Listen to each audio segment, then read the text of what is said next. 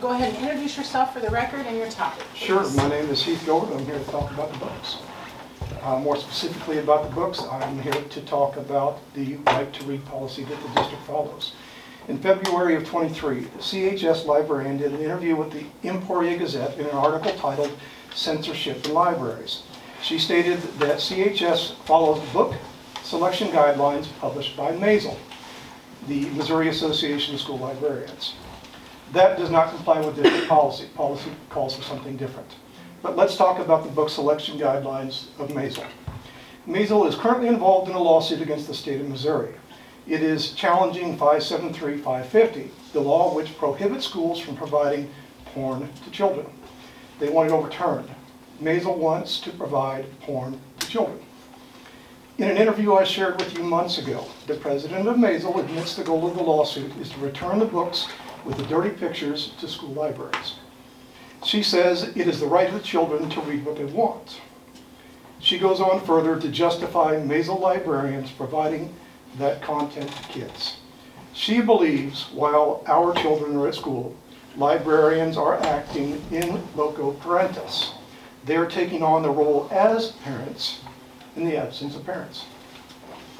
Why is the school district deferring to the judgment of an unaccountable organization that wants to return books with porn to our libraries? Why do they decide what books we should be adding to the library when we know they want the dirty books? They want the dirty pictures. You knew about it. Why do we still follow their guidelines? From Matthew 7, we know the saying, you will know a tree by its fruit. We also know that a diseased tree produces diseased fruit.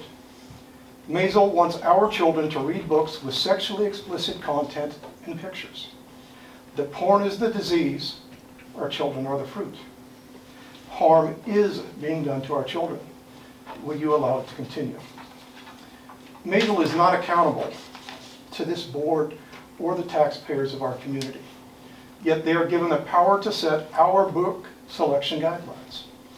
This is how and why we have so many sexually explicit books in our library.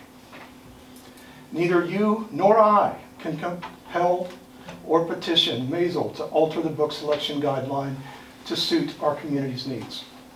I am asking you to sever all ties to library organizations that want children to read porn. Let us set our own selection guidelines. We can do that. You can do that. We are better suited to make those decisions than an organization that fights to place porn in the hands of kids. Until you do, more filth will be continued added to our libraries. It's in the book selection policy. I would like to address the board and the community about my stance on these books. Some have made allegations that I challenge these books because of racism, bigotry, hatred, or any other number of phobias. None of those claims have any merit and are false. I understand and fully support having diversity of books and thought in our district. Only by challenging one's position, by exposure to new ideas, is there an opportunity for critical thinking. In the absence of teaching one how to think, we find teachings on what to think. I do not accept the notion that it is a requirement of diversity to include graphic textbook-like instructions on how to have anal sex with another man.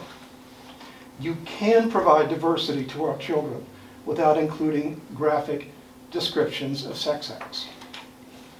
I am equally opposed to graphic descriptions of heterosexual acts. I challenge them the same way I do other books when they're found. If there is more of one kind of book that I have challenged, it is only a reflection on the books which have been selected to be added, not because I am singling out a topic.